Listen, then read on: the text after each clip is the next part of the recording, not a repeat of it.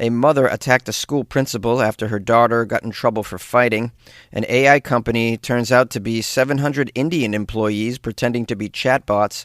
And Thai chicken is now on the NASA astronaut food menu. These are the weird stories on Weird AF News, the only daily weird news podcast hosted by a comedian in a closet. A mother attacked a school principal after her daughter got in trouble for fighting at school. A North Carolina mother has been accused of attacking a middle school principal along with the middle school superintendent, grabbing one of the administrators by the neck and nearly choking her. This was all during a meeting at the school to discuss her daughter's involvement in a fight on school grounds. Well, it sounds to me like the apple falls straight down. Or maybe the apple is still attached to the tree.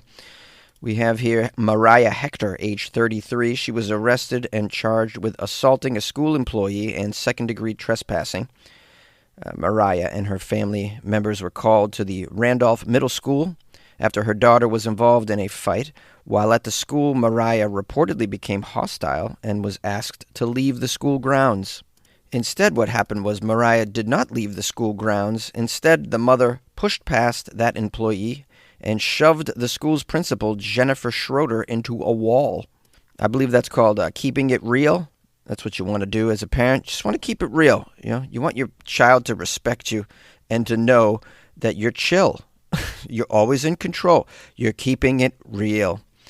According to the police report, the parent of the year grabbed Assistant Superintendent Jennifer Dean, quote, with both hands around her neck and attempted to choke her out. Wow, she sure showed them, huh? I wonder where the daughter learned her problem-solving skills. Does anybody have an idea? Anybody? Bueller? Now, according to the police report, thankfully, Jennifer, the assistant superintendent, did not lose consciousness as a result of the choke, but did have some difficult time breathing and visible signs of injury around her neck. She did have a hard time breathing when the hands were around her neck and squeezing her what do they call that? Her air tunnel? Her wind tunnel. The area in your throat where breathing happens. It's called the larynx. All right, now we know the larynx, guys. We're learning. The larynx is a cartilaginous structure in the neck that's part of the respiratory system. It allows air to pass from the pharynx, which is the throat, to the trachea, which is the windpipe, all the way to your lungs. You need these things to not be blocked or squeezed by an angry parent on a Tuesday.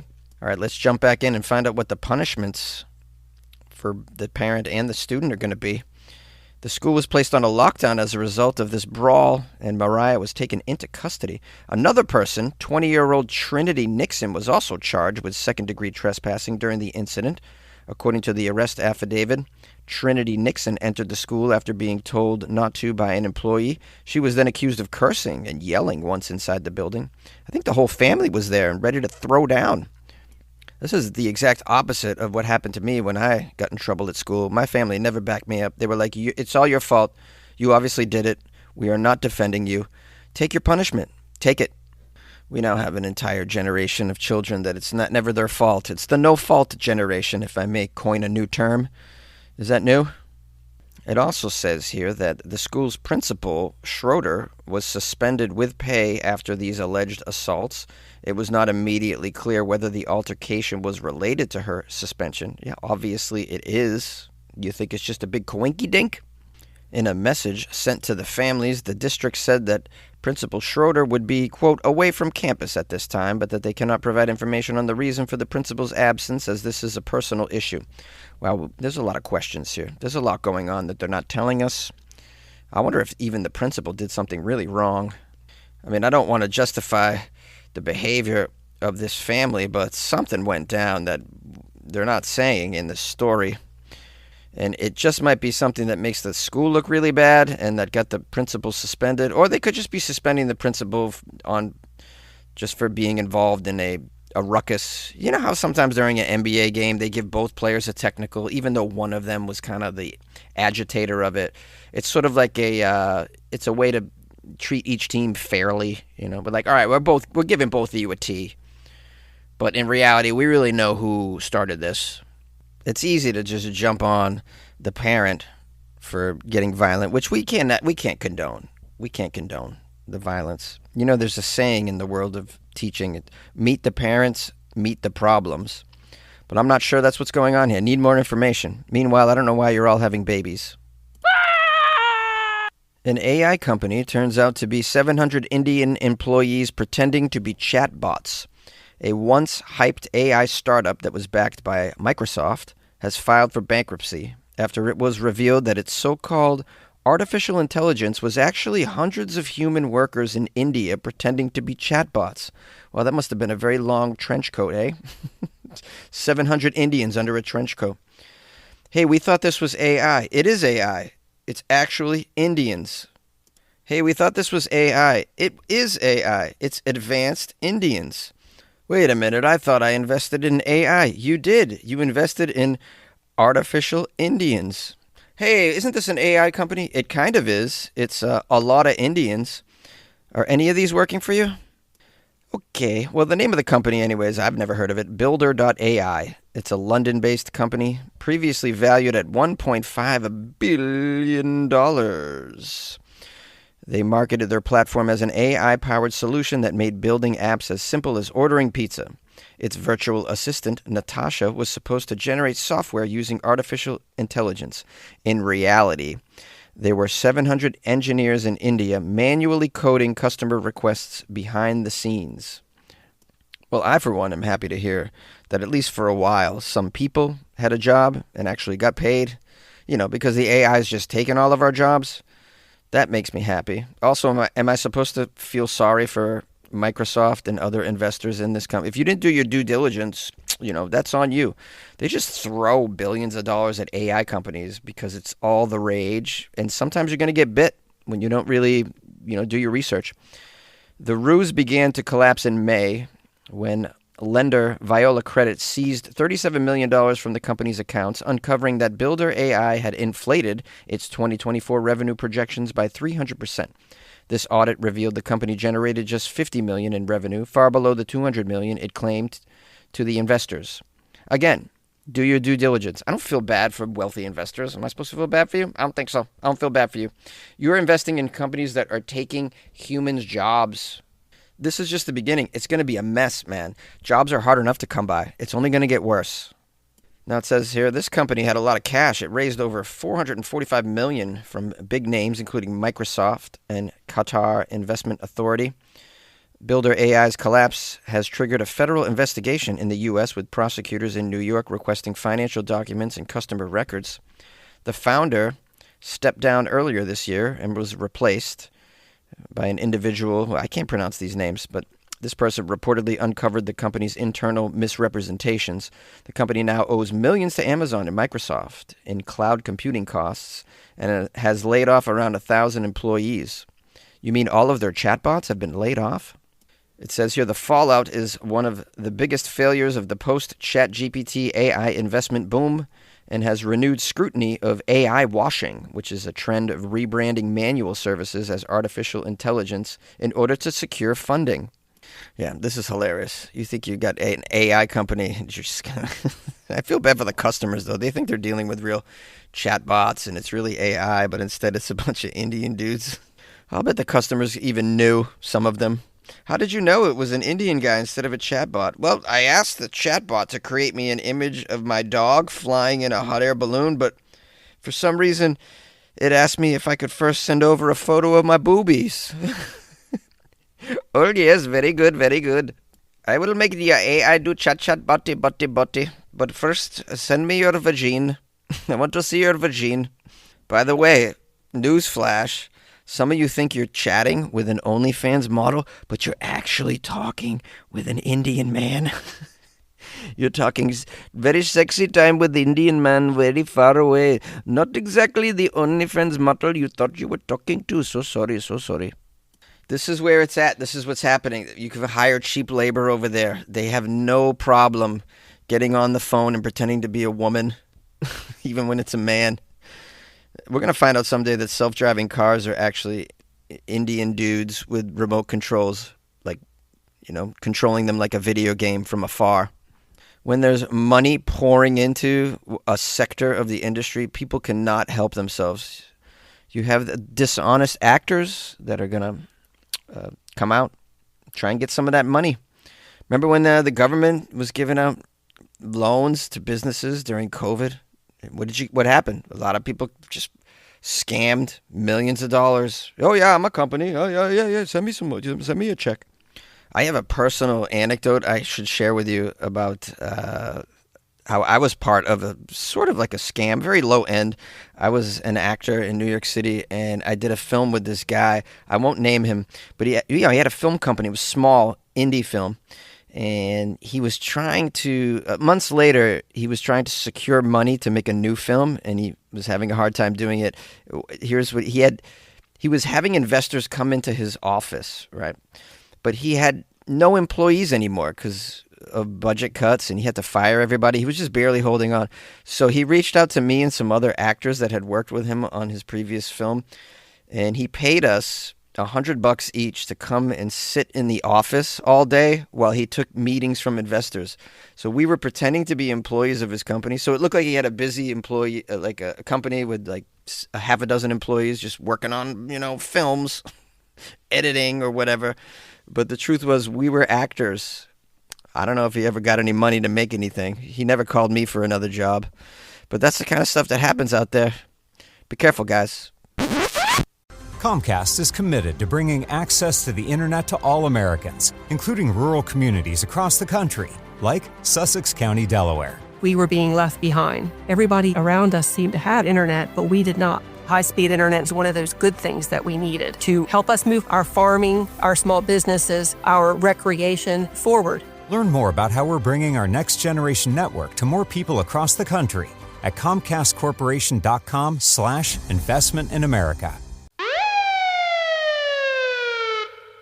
Thai chicken is now a dish that is going to be served as astronaut food by NASA.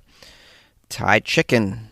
These dishes are green curry and baked rice with herbs and chicken. Both of these culinary creations underwent multi-stage laboratory testing, covering critical aspects such as shelf life, sterility, nutritional integrity, and performance during zero-gravity consumption trials.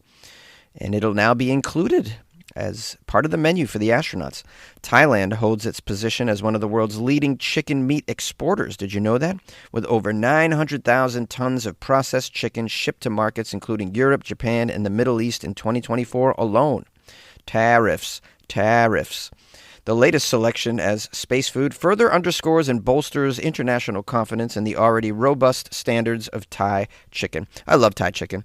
I was in Bangkok for about a month, as some of you know, and I ate a ton of Thai chicken. Some of it gave me a sickness. I'm not going to get into that, but it was real, and it hospitalized me. It might not have been the chicken. It could have been the nudes. I mean, I don't know. I ate a lot of street food over there. That was a bad decision when it was 125 degrees on the street. But I digest. This latest selection as space food further underscores and bolsters, I already said that.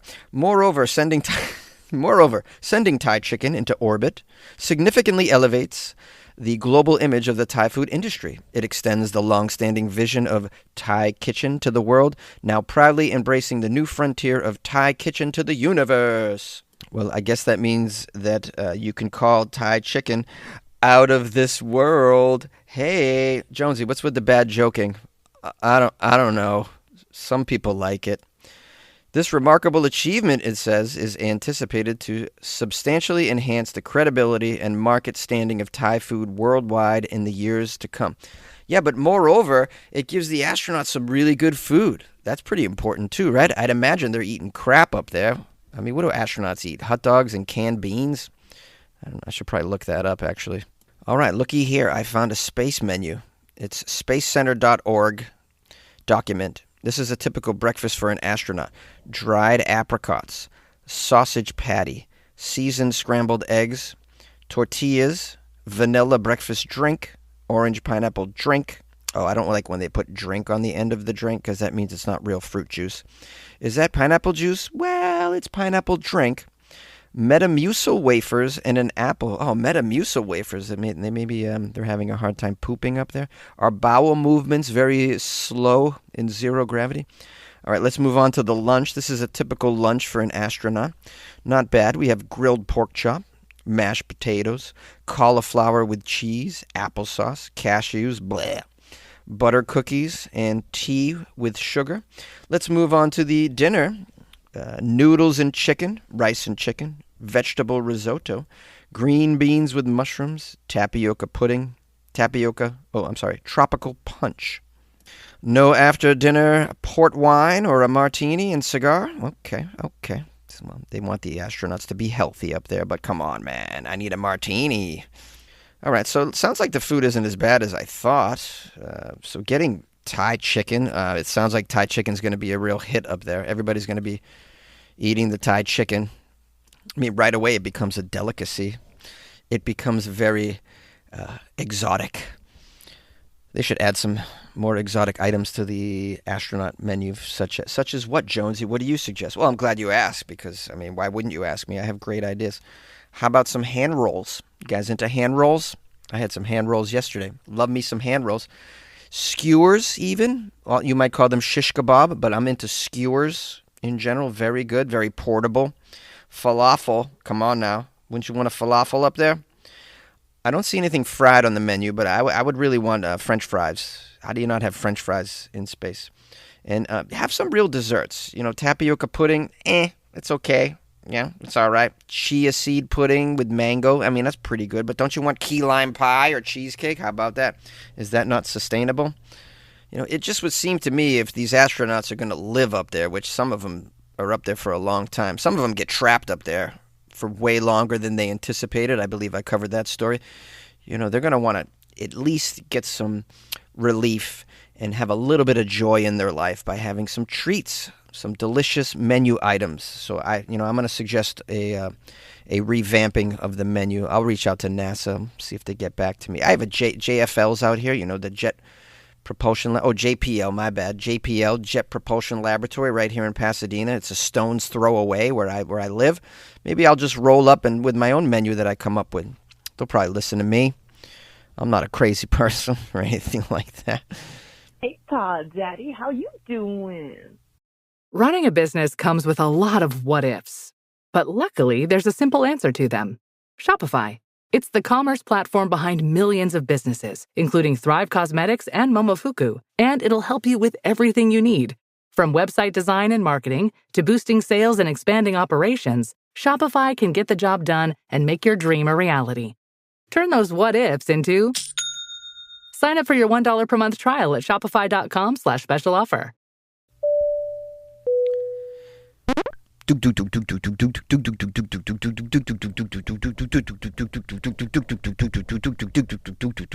was the price on his head?